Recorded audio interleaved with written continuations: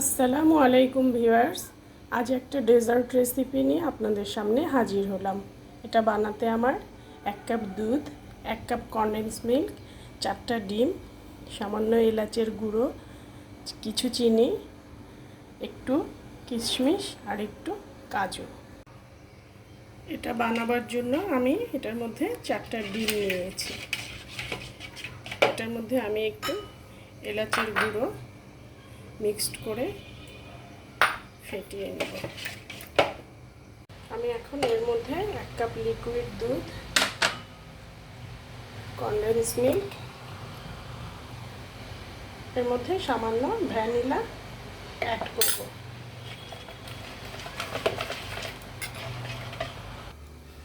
Viewers, আমি এখানে 3 table চামচ চিনি দিয়ে ক্যারামেল তৈরি করে নেব। আমার ক্যারামেলটা তৈরি হচ্ছে। দেখুন ভিউয়ার্স, আমার ক্যারামেলের কালারটা কি সুন্দর হয়ে এসছে। এখন আমি এটা মোল্ডের ভিতরে ঢেলে নিই। এই মোল্ডে আমি আগে থেকে একটু বাটার ব্রাশ করে রেখেছি। এখন আমি ক্যারামেলটা এর মধ্যে ঢেলে দিব। ভিউয়ার্স, আমার এটা ভালো মতো ফ্যাটানো হয়ে গিয়েছে আর আমার মোল্ডের মধ্যে ক্যারামেলটা জমেও গিয়েছে। আমি এখন এটাকে ছাঁকনি দিয়ে ছেঁকে মোল্ডে ঢেলে দিব।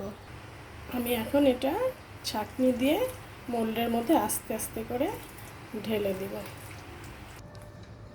এটাকে আমি হালকা একটু ট্যাপ করে নেব।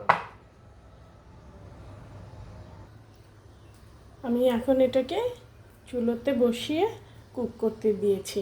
এটা হতে আমার 40 থেকে 45 মিনিট সময় লাগবে। ভিউয়ার্স, আমার পুডিংটা হচ্ছে।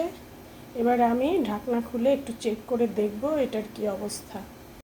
ভিউয়ার্স, আমি এখন কাঠি দিয়ে চেক করে দেখছি। দেখুন, আমার পুডিংটা হয়ে গেছে সুন্দর মতো। ভিউয়ার্স, হয়ে গেল আমার ক্যারামেল পুডিং। আমি এটাকে নামিয়ে ঠান্ডা করে ঢেলে নিলাম, সামান্য একটু ডেকোরেশন করে নিলাম। দেখুন কত সুন্দর হয়েছে, খেতেও অনেক মজা। ভিউয়ার্স, আমার রান্না যদি ভালো লাগে please like, share, comment, subscribe করবেন।